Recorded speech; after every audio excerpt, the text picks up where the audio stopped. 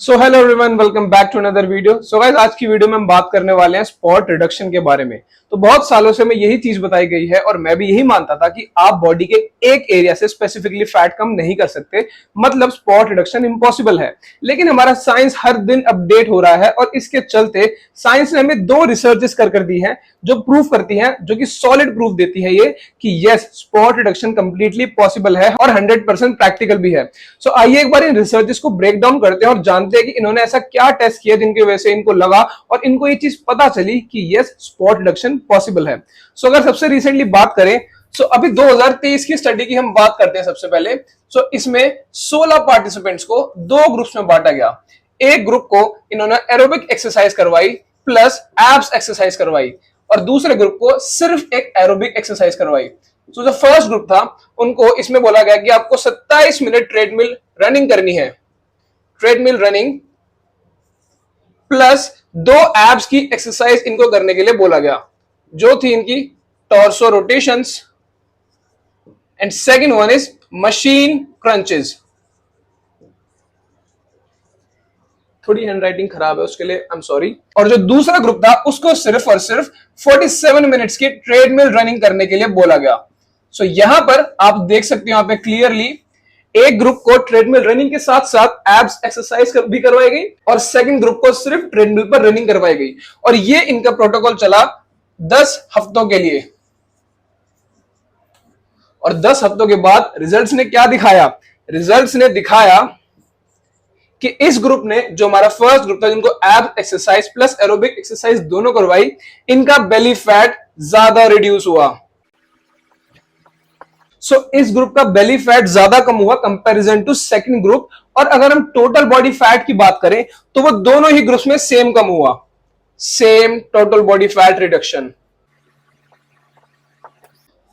अब यहां पर जानने वाली बात यह है कि टोटल बॉडी फैट दोनों में ही एकदम सेम कम हुआ, लेकिन बेली फैट सिर्फ इस ग्रुप में कम हुआ बिकॉज इन्होंने अपने कोर की एक्सरसाइज करी थी। अब बेली हमारे कोर के ऊपर ही तो होता है। अब जब इन्होंने वो कोर ट्रेन किया तो वहां पर उनका फैट रिड्यूस हुआ है, इसमें रिजल्ट्स में दिखाया गया है।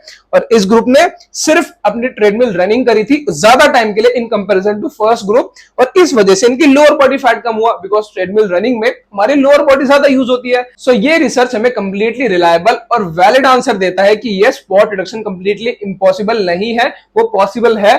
आप बिल्कुल स्पॉट रिडक्शन अचीव कर सकते हो। और वही अगर हम बात करें दूसरी रिसर्च की, 2017 में एक रिसर्च हुई थी जिसमें कि 2 ग्रुप्स में लोगों को बांटा गया था। एक ग्रुप को सिर्फ अपर बॉडी एक्सरसाइज करवाई गई और दूसरे ग्रुप को सिर्फ लोअर बॉडी एक्सरसाइज करवाई गई, प्लस इन दोनों को ही बोला गया वर्कआउट के बाद आपको कार्डियो सेशन भी एक करना है, दोनों को ही। और 12 वीक्स के बाद, अब यहां पर समझने वाली बात यह है कि यहां पर दोनों के लिए sets into reps, frequency 3 times per week, ये दोनों चीज एकदम सेम थी। दोनों ही ग्रुप्स को सेम सेट करने थे, सेम रेप, सेम फ्रीक्वेंसी पर, और नंबर ऑफ एक्सरसाइजेस भी सेम थी दोनों के लिए। और रिजल्ट्स ने दिखाया कि जिस ग्रुप ने एक अपर बॉडी एक्सरसाइज फॉलो करी थी उनका फैट ज्यादा कम हुआ अपर बॉडी में, और जिस ग्रुप ने एक लोअर बॉडी फोकस एक्सरसाइज करी थी उनका फैट ज्यादा कम हुआ लोअर बॉडी में। सो इस रिसर्च से भी हमें यही आंसर मिलता है कि जिस ग्रुप को आप ज्यादा ट्रेन करोगे वहां से आपका फैट रिड्यूस होगा ही होगा। सो ये तो हो गई थियोरेटिकल बात। अब हम जानते हैं कि वो कौन से स्टेप्स है जो हमें फॉलो करने पड़ेंगे अगर हमें अपनी बॉडी में भी स्पॉट रिडक्शन अचीव करना है तो।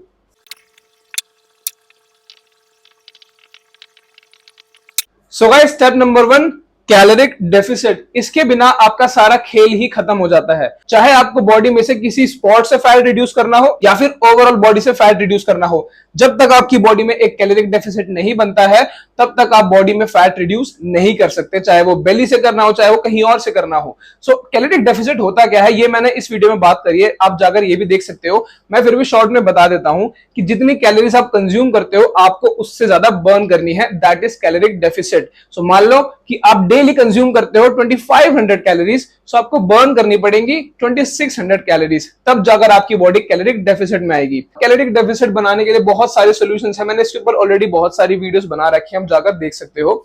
नाउ सेकंड स्टेप आता है हमारा फैट मोबिलाइजेशन। नाउ जैसे कि हमने स्टडीज में भी देखा था कि जिस ग्रुप ने जो एरिया ट्रेन करा वहां पर उनका फैट कम हुआ, सो उसकी शुरुआत ही यहीं से होती है। सो एक्चुअली फैट आपका एक्यूमुलेट होता है आपके एडिपोज टिश्यू में। सो मानो ये आपके एडिपोज टिश्यू है, और जो फैट का फॉर्म होता है, जिस फॉर्म में फैट वहां पर एक्यूमुलेट रहता है, उनको हम बोलते हैं ट्राइग्लिसराइड्स। नाउ जब आप बॉडी में किसी भी पर्टिकुलर एरिया को जहां पर फैट एक्यूमुलेट है बहुत ज्यादा, जब ट्रेन करते हो, तो ये ट्राइग्लिसराइड्स कन्वर्ट होते हैं ग्लिसरॉल में और फ्री फैटी एसिड्स में, और उसके बाद यहां से ये जाते हैं हमारी ब्लड स्ट्रीम में। सो ये हो गया हमारे फैट मोबिलाइजेशन का पार्ट।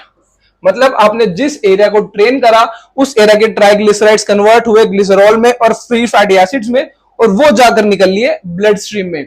अब ये ब्लड स्ट्रीम में तो पहुंच गए, लेकिन ब्लड स्ट्रीम में इनका यूटिलाइजेशन, इनका बर्न होना भी तो बहुत जरूरी है। जैसे आप ग्लूकोज बर्न करते हो एक्सरसाइज के टाइम पर, फैट को बर्न करने के लिए आपको चाहिए next step, that is fat oxidisation. Now जैसे हमने रिसर्च में देखा था कि हर वर्कआउट के बाद ग्रुप को कार्डियो करवाया जा रहा था, चाहे वो ट्रेडमिल के फॉर्म में हो या फिर किसी भी फॉर्म में हो। सो इस ब्लड स्ट्रीम में जो आपका ये फैट गया है, फ्री फैटी एसिड्स और ग्लिसरॉल गए हैं, इसको फ्यूल में कन्वर्ट करने के लिए हमें चाहिए फैट ऑक्सीडाइजेशन। और ये फैट ऑक्सीडाइजेशन अचीव करने के लिए आपको किसी भी तरीके का कार्डियो करना पड़ेगा, चाहे वो आप कोई सा भी कर सकते हो, चाहे वो रनिंग, जंपिंग रोप्स, चाहे वो साइकिलिंग और कुछ भी डांसिंग, जो भी आपको पसंद हो, आपको वो कार्डियो सेशन अपनी ट्रेनिंग के बाद, जिस एरिया से आपको फैट कम करना है उसके बाद आपको एक कार्डियो सेशन करना पड़ेगा, ताकि जो फैट आपने मोबिलाइज उस एरिया से करा है, अब उसे एज अ फ्यूल बर्न करना पड़ेगा, तभी आपकी बॉडी से वो फैट वहां से जा पाएगा। नाउ गाइस, ये तो बात हो गई स्पॉट रिडक्शन की, लेकिन कुछ बातें ऐसी हैं कि आपको समझनी पड़ेंगी। आपको सिर्फ और सिर्फ स्पॉट रिडक्शन से ऑब्सेस नहीं रहना है, किसी एक एरिया से फैट कम करने के पीछे हमेशा मत भागना। यस, आप इस नई स्टडीज का, इस नए साइंस का यूज कर सकते हो, ऑब्वियसली उस एरिया को ज्यादा ट्रेन कर सकते हो, आपके पास एडवांटेज है, लेकिन फिर भी कुछ चीजें हैं जो इन चीजों से ज्यादा हटकर और ज्यादा इफेक्टिव हैं। वहीं अगर हम बात करें जैसे कि स्ट्रेंथ ट्रेनिंग, अगर आप अपने वर्कआउट में सिर्फ कार्डियो करोगे और जिस एरिया से आपको फैट हटाना है सिर्फ उस एरिया को ट्रेन करोगे, सो वहां पर आपकी बॉडी में एसिमेट्री क्रिएट होगी। सो फॉर एग्जांपल, जैसे कि मेरी बेली में बहुत सारा फैट है, अगर मैं सिर्फ बेली को ट्रेन करने लग जाऊं, फिर कार्डियो करने लग जाऊं, या फिर मेरे ट्राइसेप्स के यहां पर बहुत ज्यादा फैट है, सिर्फ मैं इन्हीं को ट्रेन करूं, तो मेरी बॉडी एक एसिमेट्रिकल वे में प्रेजेंट होगी। सो इसीलिए बेस्ट ये रहेगा कि हमेशा आप एक स्ट्रेंथ ट्रेनिंग प्रोटोकॉल फॉलो करो। और ये अगर आपको नहीं पता तो मेरी इस वीडियो में जाकर देख सकते हो कि कैसे एक्सरसाइज करते हैं, कैसे वर्कआउट प्लान करते हैं, ये सब आपको पता चलेगा। और स्ट्रेंथनिंग के साथ साथ आपका स्पॉट रिडक्शन ऑटोमेटिकली भी होता रहेगा। और वही बात रही कार्डियो की, तो वो आप लास्ट में वर्कआउट के किसी के भी ऐड कर सकते हो। सो ऐसे आप अपनी बॉडी में एक हेल्दी एनवायरनमेंट भी क्रिएट कर पाओगे, जो लॉन्ग टर्म में आपको हेल्प करेगी। और सिर्फ स्पॉट रिडक्शन करना ही गोल ना रहकर आप एक ओवरऑल हेल्दी बॉडी अचीव करोगे। So guys, that's it from my side. I hope आपको कुछ इन्फॉर्मेशन यहाँ से मिली होगी और आपको कुछ समझ में आया होगा, और नहीं आया होगा तो आप कमेंट्स में जरूर बताना कि क्या आपको अजीब लगा, नहीं समझ में आया तो हम नेक्स्ट वीडियो में क्या इंप्रूव कर सकते हैं। So guys, मैं मिलूंगा आपसे अगली वीडियो में, जब तक के लिए tata bye bye, see you, over and out.